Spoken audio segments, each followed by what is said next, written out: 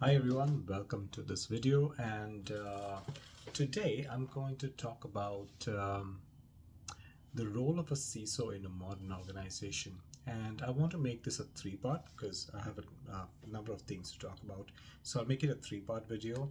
So today will be part one of that. So role of CISO in a modern organization, and essentially, or basically, what I'm trying to talk about is what is expected of you as a CISO in an organization, especially today.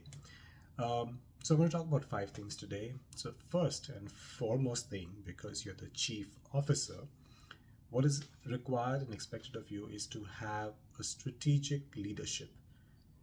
Now, what I mean by that is you are the face and you are completely responsible for the cybersecurity operations and the cybersecurity outlook and approach of the organization. Just like a CFO is great at finance, chief marketing officer is great at marketing, HR is great at HR, you need to be great at cybersecurity. But because you're the chief officer, you need to also be able to use the cybersecurity as a tool to achieve and come up with strategic ways to achieve the objectives and goals of the organization. So that kind of strategic leadership is expected of you as a CISO. Now, second thing would be ideally a boardroom presence. Now, when I talk about boardroom presence, it doesn't apply to small to medium companies because you won't necessarily have a boardroom. If you do, then yes, you need to have that seat at the table so that you can have a presence and be the face of your team, your department, your cybersecurity department, to the rest of the organization, and especially to the board of directors. Now, why is that required? It's because just like how I said, the marketing guys are great at marketing, HR person is great at HR, finance person is great at finance, but they're not necessarily experts, or they may not necessarily know a lot about the other areas. So a marketing person may not be an expert at finance, or the chief technology officer, the chief information officer may not necessarily be great at marketing. So you need to know that there are other people in the boardroom, in the executive leadership team, who do not necessarily understand everything that's with cybersecurity, especially because cybersecurity, I would say in the last 10 years, 15 years, has become, a common presence in an organization and is now in the news. So everyone knows what's ransomware and everyone knows what's cybersecurity, everyone knows what's a threat. Um, but they don't necessarily understand the nuances of all of that. So you need to have an executive presence in the boardroom so that you can answer questions, clarify doubts, be an advocate for the cybersecurity operations or the cybersecurity posture and approach of the organizations, especially to the people that are leading and driving that organization. Third thing that's expected of a CISO is a good handle over risk management. Now, this would entail the whole life cycle from identifying risks to assessing them to even coming up with a plan to mitigate and other treatments of those risks. Cyber risk management will be a CISO responsibility, and that is definitely expected of a CISO in a modern organization.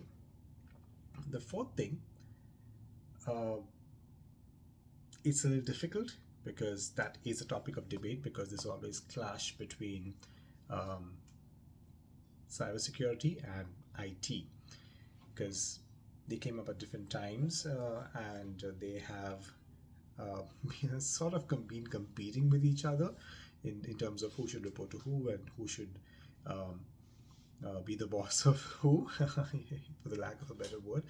But having said that, if they are two different teams, an IT team and an information security team, and you are the CISO, you need to work with the IT team. That collaboration is very, very essential because you are essentially protecting, at least for a part of it, uh, part of the whole plan would be to protect your IT infrastructure. So collaboration with IT is very, very important.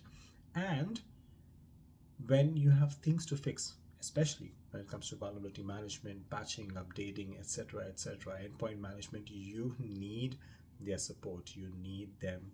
You need to collaborate with them. You need them to play ball with you. So remember that collaboration with IT is very, very important, and that is expected of a CISO to have good relations with the counterpart of the other team to make sure that both teams work together for a common good of the organization. The fifth thing and the last thing for today's video is a CISO is expected to take control of the incident response planning and execution for the organization. Now, this again will go through the whole life cycle. You need to be able to develop the plans, assess those plans, test those plans, and when actually there's an incident, everyone's going to look to you to mitigate, respond, mitigate whenever required, recover and control the damage that has been done by that incident.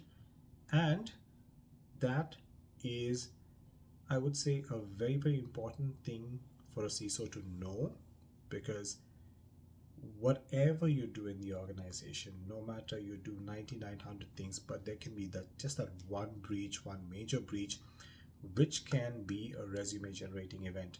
So remember, a CISO, among the other things, among the flourishing good news, good vibes things, is very, very it's very, very essential that the CISO is accountable and should be a master at incident response planning and execution. So these are the 5 things that I want to talk about today in this part 1 of the video. I will come back with a part 2 and 3 to explain more about the things that are included in the role of a CISO in a modern organization, or generally, or basically the things that are expected of a CISO in a modern organization. So until the next video, part 2 and 3, until the next videos, stay safe and see you in the next one.